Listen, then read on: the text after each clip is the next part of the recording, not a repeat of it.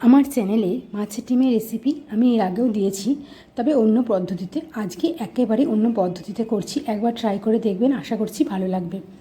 মাছের ডিম নিয়েছি, এখানে কাতলা মাছের ডিম নিয়েছি, আপনারা রুই মাছের ডিমও নিতে পারেন। আর এই সময় তো ডিমটা খুব ভালো পাওয়া যায়। তো মাছের ডিমটাকে খুব ভালো করে কিন্তু চটকে নিয়েছি, তাহলে বড়াগুলো খুব ভালো ভাজা হবে। তার মধ্যে দিয়েছি বেসন পরিমাণ মতো, দিয়েছি হলুদ, লবণ, আর দিচ্ছি একটু কাশ্মীরি রেড চিলি পাউডার।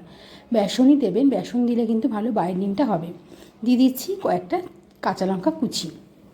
এবার এটাকে আমি চামচ দিয়ে মেখে নিচ্ছি, আপনারা হাত দিয়েও মেখে নিতে পারেন। তো এইভাবে একবার মাছের ডিমের রেসিপি ট্রাই করতে পারেন। যাদের ভালো লাগে মাছের ডিম খেতে তাদের তো ভালো লাগবেই, আর যারা পছন্দ করেন না তাদেরও ভালো লাগবে। তবে এইভাবে কিন্তু বড়া ভাজা খেতেও ভালো লাগে। আমি এটা মাখতে মাখতেই কিন্তু কড়াইতে সর্ষের তেল বসিয়ে দিয়েছিলাম, কারণ এটা মাখার সাথে সাথে কিন্তু ভেজে নিতে হবে, রাখা যাবে না, তাহলে জল ছেড়ে দেবে। মাছের ডিমের বড়াগুলো ভেজে নিচ্ছি, আপনারা আপনাদের সাইজ মতো ভেজে নেবেন বড়ার সাইজগুলো। তো এখানে সর্ষের তেলের মধ্যে মাছের ডিমগুলো আমি চামচ দিয়ে দিচ্ছি, কারণ মাছের ডিম কিন্তু তেলে দেওয়ার পর ফুটতে থাকে।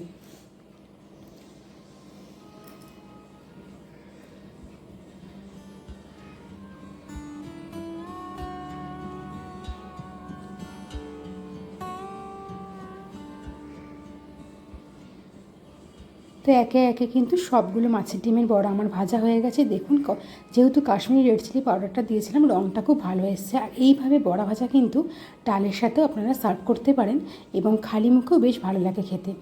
সেই তেলের মধ্যে দিয়ে দিয়েছি গোটা জিরে আর 4টে এলাচ ফোড়ন। দিয়ে দিচ্ছি একটা ছোটো সাইজের টমেটো কুচি। এর মধ্যেই দিয়ে দেবো আমি লম্বা লম্বা করে কেটে রাখা বেশ কিছুটা আলু। এবার আলু আর পেঁয়াজটাকে একসাথে আমি একটু লাল লাল করে ভেজে নিচ্ছি।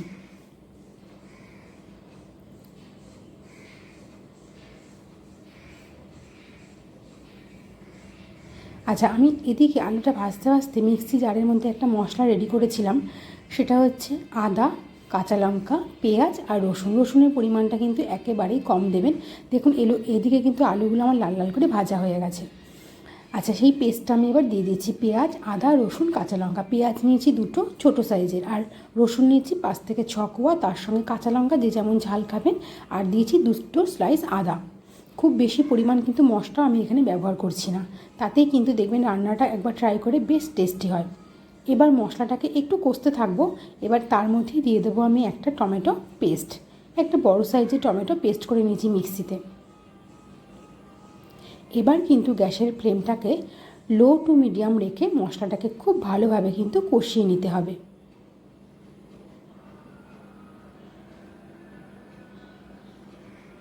আচ্ছা, এখানে দেখুন মিক্সির জার ধোয়া জলটা নিয়ে নিয়েছি, যেটাতে আমি টমেটোটা পেস্ট করেছিলাম। সেই জলের মধ্যে দিলাম হলুদ, কাশ্মীরি রেড চিলি পাউডার আর পরিমাণ মতো লবণ। এদিকে তো মশলাটা আমার পুরো কষানো হয়ে গেছে। এবার এই পেস্টের জলটা, মিশ্রণটা আমি দিয়ে দিচ্ছি। এবার আরেকটু 2 থেকে 3 মিনিট আরেকটু নাড়াচাড়া করে কষিয়ে নেব।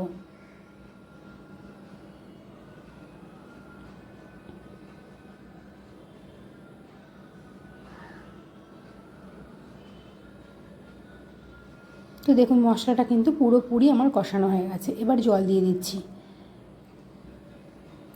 যে যেরকম ঝোল খাবেন সেরকম জল দেবেন, তবে এটা একটু মাখো মাখো ভালো লাগে খেতে। এইভাবে রান্না করে দেখবেন, মাছের থেকেও কিন্তু এই মাছের ডিমের আলুর তরকারিটা খুব ভালো লাগে, টেস্ট হয় খুব। এবার ফুটতে দেব। মোটামুটি আলুগুলো যখন 90% কুক হয়ে যাবে, তারপরে মাছের ডিমের বড়াগুলো দিয়ে আরও 2 থেকে 3 মিনিট ফুটিয়ে নিলে কিন্তু মাছের ডিম দিয়ে আলু দিয়ে এই তরকারিটা একেবারেই রেডি। তো রেসিপিটা কেমন লাগলো আমাকে অবশ্যই কমেন্ট করে জানাবেন। ভালো লাগলে অবশ্যই চ্যানেলটাকে সাবস্ক্রাইব করে রাখবেন, লাইক করবেন, শেয়ার করবেন। আবার দেখা হবে নতুন কোনো রেসিপিতে। আশা করছি আপনাদের রেসিপিটা ভালো লেগেছে। তো সবাই ভালো থাকবেন, সুস্থ থাকবেন।